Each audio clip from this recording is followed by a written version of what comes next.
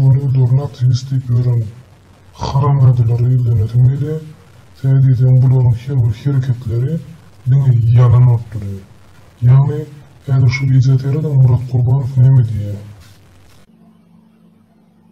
Assalamu alaikum, qadrli vatandaşlar. Men Murat Kurbanov, devlet lideri. Men şu çıkışımda size 14 sentyabrındaki Türkmenistan'ın protestlerinin neticeleri boyunca ayet geçirdim. Baştan kıyıkaça vurumlardan biz giyeceğinden yakmadık, yani protestlere karıştık. Yöne başta organize olan son, şunun için bir düşünüşmezlik oldu. Protest geçirip bilmendirler, yöne uyuşup bakıptırlar. Şimdi bir yalançı ki de onu ilginin şuurun kakımrakı deyip ne mi deyip yalan söylüyor. Serinin bu izanı etraflardan yol yaptırılır. Aktepe'den İlalıça varsan onu yol yapıp Daşuzu barar yal der.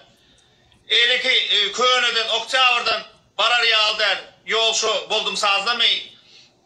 Şu daylarda yaptırılır. Tahtadan bark bolana Böroğlu etrafını. Taşuz rayon, Andreevski diyorlar. bu Muhammed Değişi deyleyen arayı hiç irtiyonum yok. Sebebi bu indan halkı ağırlap sonuç derecede ne etti? Yine de orada dedim eğlekli kıyırmanı başarı. Gelin bunun bizlerine tomuşa dedim. Şun bizim kahraman aktivistlerin belirlenen yerlere vardılar. O dağda neyse polisiyeler drone'la karamazdan barık gördüler. Her gelen adam barık gördü. Hiç zat yok. Ne illi bolacağını bilmeyeni, ne edeceklerini bilmeyeni ivne ürküttüler. Bana oğullarca adam can etti.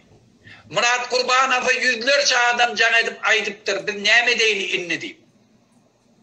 Yönü bilim ne edeceğimizi bilmeyerdik hakikatini aydı. Bilim halkın şeyle gelip şunu yani aktivistlerin hareket edeceğini bilim ananmayadı. Ve sizin bir toparın ananmasızlığı yani. Dürlü yerlerden bana can ettiler. Ben hadir Aşkabat şehrinin içinde Svaboda köşesinden can ettiye. Geliptirle maşgalatı bile. Biz geldik için göremdak neyme değil bitti. Benim hiç cevabım yok Mehmet Bey'le. Gördüğümü Muhammed'le geçer. Bu karanlığa sözlerinden onlar yanıklarlar. Türkmenistan demokrasiya sayılı size öz teklifini veriyor.